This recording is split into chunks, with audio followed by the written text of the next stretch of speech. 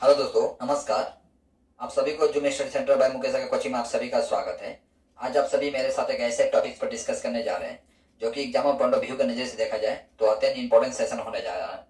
चाहे आप किसी भी लेवल के एग्जाम की तैयारी कर रहे हैं, जैसे कि रेलवे हो, एसएससी हो, एनटीपीसी हो, कमांड हाई सेकेंडरी लेवल की एग्जाम हो, या कमांड ग्रेजुएट लेवल की एग्जाम हो, या कोई भी स्टेट लेवल की एग्जाम के लिए तैयारी कर रहे हैं, या आप स्कूल या कॉलेज स्तर के छात्र हैं, तो उस नजरिए से भी देखा जाए तो आपके लिए ये जो सेशन जो है अत्यंत इंपॉर्टेंट होने जा रहा है। तो सर्वप्रथम मैं अपने दर्शकों से, विशेषकर छात्रगणों से ये नम्र निवेदन करूंगा कि आप लोग इस वीडियो में अंत तक बना रहिएगा, वीडियो स्किप करके मत देखिएगा।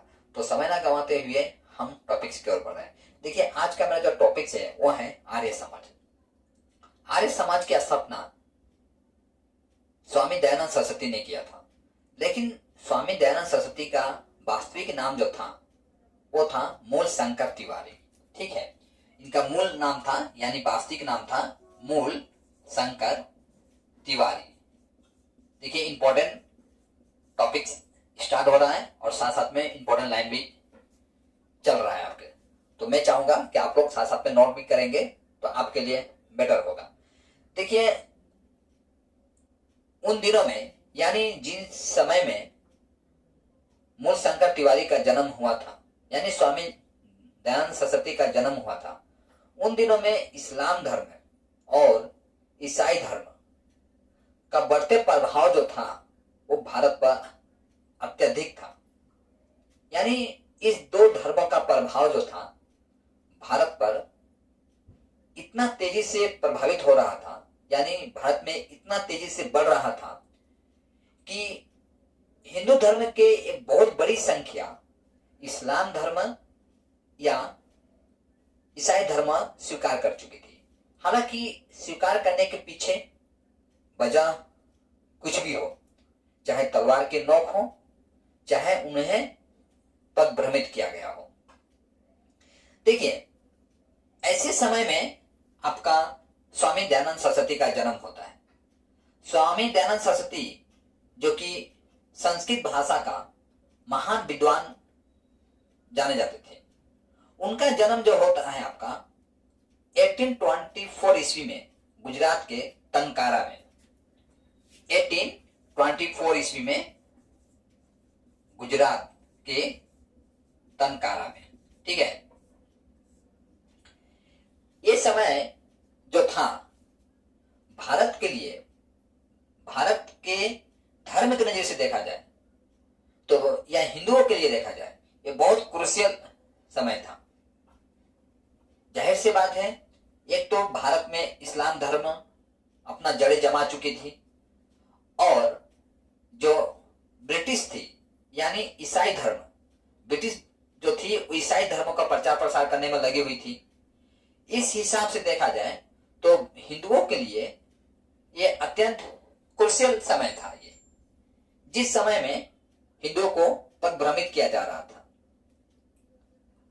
मौलवी इधर हिंदुओं को पदभ्रमित कर रहे थे, तो उधर जो फादर होते थे वो भी हिंदुओं को पदभ्रमित कर रहे थे।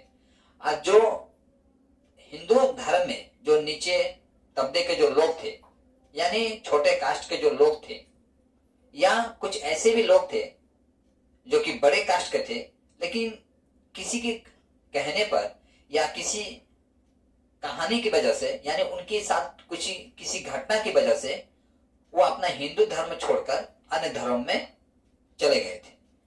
तो ऐसे समय में आपका स्वामी दयानंद सरस्वती का जब जन्म होता है तो 15 साल की उम्र में इनकी बहन का और चाचा का देहांत हो जाता है। जब बहन और चाचा का देहांत हो जाता है तो कहीं ना कहीं इनसे इनका लगाव जो था अत्यधिक था, और वो काफी विचलित हो जाते हैं। विचलित होने के पश्चात सत्य की खोज में वो निकल पड़ते हैं, यानी घर से निकल पड़ते हैं। घर से निकलने के पश्चात जाहिर सी बात है उन्हें शिक्षा चाहिए। उन दिनों में गुरुकुल शिक्षा चल रही थी, तो शिक्षा प्राप्ति के लिए उन्हें गुरु चाहिए, तो गुरु के तलाश में निकल पड़े। तो ऐसे समय में एक गुरु का उनका दर्शन होता है, यानी गुरु का साथ मिलता है, जिनका नाम था स्वामी बीजानंद सरस्वती। ठीक है, इन्हें कहा जाता था स्वामी बीजानंद सरस्वती। ये गुरु जी थे, किसका? स्वामी दयानंद सरस्वती का। तो देखिए, गुरु जी के मिलने के पश्चात गुरुकुल में ही शिक्षा अर्जित करते हैं। वेद, पुराण, जो हमारे जो 4 वेद हैं, ऋग्वेद, यजुर्वेद, सामवेद, अर्थवेद, मत्स्य पुराण, वायु पुराण, इस सारे पुराणों का ज्ञान अर्जित करते हैं। और ज्ञान अर्जित करने के पश्चात जब अंत समय आता है उनका, तो गुरु जी गुरु दक्षिणा के रूप में, जैसे कि आप जानते हैं जो गुरुकुल में शिक्षा अर्जित करते थे तो फ्री में शिक्षा दी जाती थी। और लास्ट समय में, यानी जब आप ज्ञान अर्जित कर लिए हैं तो लास्ट समय में गुरु जी आपसे गुरु दक्षिणा के रूप में, यानी फीस के तौर पर कुछ लेते थे, मांगते थे। तो ऐसा माना जाता है कि स्वामी बीजानंद सरस्वती जी ने स्वामी दयानंद सरस्वती को बोले कि मेरी गुरु दक्षिणा यही होगी कि तुम आजीवन हिंदू धर्म के विकास के लिए निरंतर प्रयास करते रहोगे। यानी हिंदू धर्म में कुछ ऐसी त्रुटियां हैं, उस त्रुटियों को अपने ज्ञान के जरिए तुम क्या करोगे, उन त्रुटियों को मिटाने का अपनी ओर से हर संभव प्रयास करोगे। और ऐसा माना जाता है कि स्वामी दयानंद सरस्वती जी ने अपने गुरु जी को यह आश्वासन दिए कि मैं आजीवन हिंदू धर्म की विकास के लिए निरंतर प्रयास करते रहूंगा, और करते ही रहे आखिरी पड़ाव तक। देखिए, 1875 ईस्वी में इन्होंने हिंदू धर्म के विकास के लिए ही 1875 ईस्वी में उन्होंने पंजाब में आर्य समाज की स्थापना की है। 1875 ईस्वी में कहा? पंजाब में। किसकी स्थापना की है? आर्य समाज की, आर्य समाज की। देखिए, इनका मानना यह था कि यदि आप वेद को जानते हैं, यानी ऋग्वेद, यजुर्वेद, सामवेद और अर्थवेद को जानते हैं, तो आप क्या हैं? आप आर्य हैं। यानी वेद को 4 जो वेद हैं, यदि वेद को आप जानते हैं तो मैं चाहूंगा कि आप वेद से संबंधित, मैं ऑलरेडी एक सेशन कर चुका हूं जो कि कॉम्पिटिटिव लेवल की एग्जाम के लिए अत्यंत इंपॉर्टेंट भी है, और वेद से संबंधित परीक्षा में प्रश्न पूछे जाते हैं। तो मैं चाहूंगा कि आप सर्वप्रथम वेद को देख लीजिए, अच्छा होगा आपको समझ, आपको कॉम्पिटिटिव एग्जाम के नजरिए से देखा जाए तो आपके लिए बेटर होगा। तो स्वामी दयानंद सरस्वती का मानना यह था कि यदि आप वेद जानते हैं तो आप क्या हैं? आर्य हैं। परंतु यदि आप वेद, पुराण, उपनिषद सभी जानते हैं तो आप क्या है? सनातनी हैं। यानी इनका विचार साफ था कि सनातन धर्म को अन्य धर्मों की तुलना में श्रेष्ठ मानते थे। ये मानते थे कि सनातन धर्म ही अन्य धर्मों का जननी है। मतलब जितने भी धर्म हैं, सिख धर्म हो, बौद्ध धर्म हो, जैन धर्म हो, ईसाई धर्म हो, इस्लाम धर्म हो, सारे धर्म सनातन धर्म से ही निकला है। ये मेरा कहना नहीं था, बल्कि स्वामी दयानंद सरस्वती का मानना था। ठीक है, तो 1875 ईस्वी में इन्होंने आर्य समाज की स्थापना कर लेते हैं, और उन्होंने 1876 में एक स्लोगन देते हैं। क्या स्लोगन था? कि इंडिया जो है, इंडिया फॉर इंडियंस, यानी भारत जो है किसके लिए है? भारतीयों का है। इंडिया, इंडिया फॉर इंडियंस, यानी भारत जो है किसके लिए है? भारतीयों का है।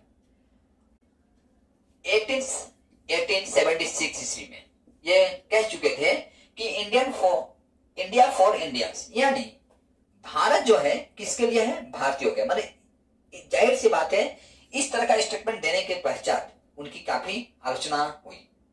यानी इंडिया में अन्य धर्म के लोग भी रहते थे, सिख रहते थे, जैन रहते थे, इस्लाम धर्म के मानने वाले लोग रहते थे। ये सब धर्म के जो लोग थे तो इनको अच्छा नहीं पाए। ठीक है, इस एक स्टेटमेंट की वजह से। लेकिन कौन क्या मानता है इनको? इससे इनको कोई प्रभाव नहीं पड़ा। देखिए उसी समय में उन्होंने सत्याग्रह प्रकाश एक पुस्तक भी प्रकाशित करते हैं। पुस्तक का नाम होता है सत्याग्रह प्रकाश। इस पुस्तक के माध्यम से स्वामी दयानंद सरस्वती जी ने लोगों को हिंदू धर्म में छुपे हुए जो कुप्रथा है यानी बुराइयां हैं उसे मिटाने का अपने ओर से हर संभव प्रयास करते हैं। और सर्वप्रथम देखिए स्वामी दयानंद सरस्वती जी एक ऐसे व्यक्ति हैं जिन्होंने अन्य धर्म के लोगों को हिंदू धर्म में आने की स्वीकृति देते हैं। यानी इनका मानना था, साफ मानना था कि जो अन्य धर्म में लोग रह रहे हैं इनके जो पूर्वज जो थे कहीं ना कहीं हिंदू थे। किसी कारणवश किसी घटना की वजह से किसी के बहकावे में आकर ये हिंदू धर्म छोड़कर अन्य धर्म में चले गए हैं। क्योंकि उन दिनों में धर्म की संख्या को धर्म अनुयायियों की संख्या बढ़ाने के लिए लोग क्या करते थे, तरह तरह के प्रलोभन देते थे, झूठे वादे किए जाते थे, मुक्ति के मार्ग दिखाया जाता था। तो स्वामी दयानंद तो विद्वान तो थे ही, ये अच्छी तरह से समझते थे कि जो भी हमारे भाई हैं जो किसी कारणवश हिंदू धर्म को छोड़कर अन्य धर्म स्वीकार कर चुके हैं यानी इस्लाम धर्म को स्वीकार कर चुके हैं या ईसाई धर्म को स्वीकार कर चुके हैं, तो जाहिर सी बात है ये हमारे जो भाई हैं इनके पूर्वज जो थे वो हिंदू धर्म के ही थे। लेकिन किसी बहकावे में आकर या किसी घटना की वजह से ये आज अन्य धर्म को स्वीकार कर चुके हैं। तो इन लोगों को हिंदू धर्म में पुनः लाने के लिए उन्होंने एक आंदोलन चलाया। क्या आंदोलन? उस आंदोलन का नाम था शुद्धि आंदोलन। शुद्धि आंदोलन। देखिए इस आंदोलन के माध्यम से इन्होंने अन्य धर्म के लोगों को हिंदू धर्म में आने की अनुमति देते हैं इस आंदोलन के माध्यम से। अब देखिए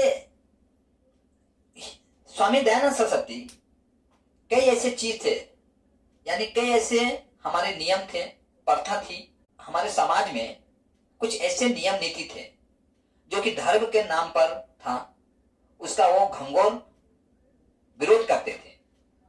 जैसे कि मान लीजिए हमारे यहाँ पर बाल्य विवाह था, बाल्य विवाह को वो सपोर्ट नहीं करते थे, ठीक है। बाह्य आडंबर को सपोर्ट नहीं करते थे। बाह्य आडंबर कहने का मतलब दिखावे पर यानी मूर्ति पूजा पर विश्वास नहीं करते थे। ईश्वर के विभिन्न रूपों को जो पूजा होती थी उस पर वो विश्वास नहीं करते थे। उनका मानना था कि ईश्वर जो है एक है,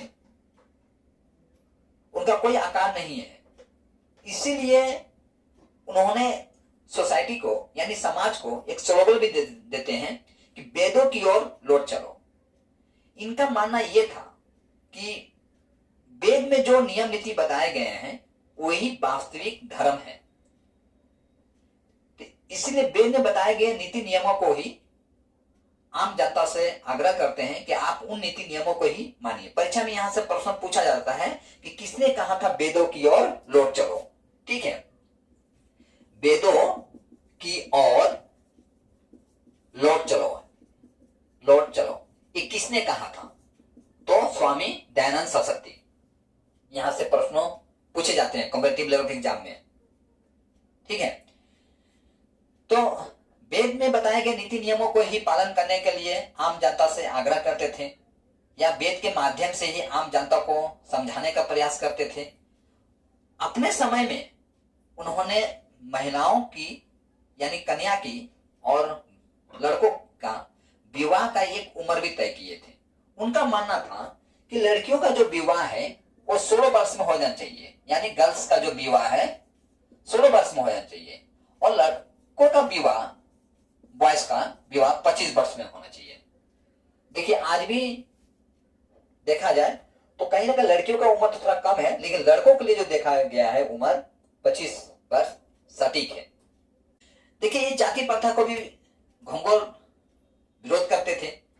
इनका मानना था कि जो समाज में उन दिनों में जो छुआछूत हमारा फैला हुआ था, यानी एक प्रकार का बीमारी कह सकते हैं, सामाजिक बुराई कह सकते हैं उसे। उन्होंने आम जनता को यह बताने का प्रयास किए कि जो जाति भेद जो हम मान रहे हैं, ब्राह्मण जो है अपने सामने एससी कास्ट के लोगों को बैठने का परमिशन तक नहीं देते हैं, बैठने नहीं देते हैं, एससी कास्ट से गंदे काम करवाते हैं। ये कहीं से भी सोसाइटी की नजर से देखा जाए, समाज की नजर से देखा जाए तो ये उचित नहीं है। तो जाहिर सी बात है जो बड़े कास्ट के लोग थे इनका सपोर्ट नहीं किए होंगे। तो समाज में ऐसे बहुत सारे लोग थे जो कि इनका विचारों से सहमत नहीं। वहीं देखिए उन्होंने बहु विवाह का विरोध किया। बहु विवाह मतलब ऑलरेडी कोई शादीशुदा औरत है लेकिन बाल बच्चे वाली है, लेकिन वह उसे छोड़कर किसी दूसरे के साथ शादी कर लेती है, तो इसका उन्होंने विरोध किया। उन्होंने बताया कि देखिए ये जो है बाल विवाह हो या आडंबर हो, बाह्य आडंबर हो या बहु विवाह हो, ये सब क्या है, एक सामाजिक बुराई है, यानी सामाजिक बीमारी है ये, जो कि हमारे समाज को दिन प्रतिदिन दीमक की तरह खा जाएगा। वहीं दूसरी तरफ देखा जाए आपका उन्होंने विधवा विवाह का सपोर्ट किया। यानी विधवा विवाह जो कि उस समय में जो औरत विधवा हो जाती थी उनके साथ अत्यंत गलत व्यवहार किया जाता था। जो विधवा होती थी उसे कलरिंग कपड़ा पहनने का परमिशन नहीं था, उसे शौक श्रृंगार करने का परमिशन नहीं था, उसे पूजा में शामिल होने का परमिशन नहीं था, उसे दूसरा विवाह करने का परमिशन नहीं था। तो उन्होंने सपोर्ट किया कि नहीं, विधवा विवाह होना चाहिए। दूसरी तरफ देखा जाए स्त्री शिक्षा, स्त्री शिक्षा को बढ़ावा दिया उन्होंने। उन दिनों में स्त्रियों को दबा कर रखा जाता था, पर्दे में रखा जाता था। तो उन्होंने ये बताने का प्रयास किया कि नहीं, समाज को यदि आप वास्तविक रूप से यदि तरक्की करना चाहते हैं या तरक्की के मार्ग पर लेकर जाना चाहते हैं तो स्त्री को पढ़ाना भी अत्यंत आवश्यक है। इस हिसाब से उन्होंने स्कूल भी स्थापित करते हैं, गुरुकुल भी स्थापित करते हैं। उन्होंने स्त्री शिक्षा या समाज को शिक्षित बनाने के लिए उन्होंने कई गुरुकुल स्कूल की स्थापना किए थे। ऐसा ही एक स्कूल की स्थापना किए थे जिसका नाम था डीएवी, जो कि लाहौर में था उन दिनों में, क्योंकि इंडिया पार्टिसिपेट नहीं हुआ था। तो लाहौर में था डीएवी। इस स्कूल से आपका भगत सिंह, लाला लाजपत राय और आपका राम प्रसाद बिस्मिल्ला इसी स्कूल से पढ़ाई किए थे। दूसरी तरफ देखा जाए आपका जो स्वामी दयानंद सरस्वती थे, ये हिंदू राष्ट्रवाद का गठन करते हैं। कुल मिला के स्वामी दयानंद सरस्वती हिंदू राष्ट्रवाद का गठन करते हैं। कुल मिला के भारत को हिंदू के लिए जानना चाहते हैं। और इसमें कोई संदेह नहीं है कि हिंदू धर्म में छिपे हुए जो बुराई है उस बुराई को जड़ से उखाड़कर हिंदू जो धर्म है उसे समृद्ध बनाने के लिए अपने तरफ से कोई कसर नहीं छोड़ते हैं। कि देखिए एक बार ऐसा माना जाता है कि उन दिनों में इनके शिष्यों की संख्या भी कम नहीं थी।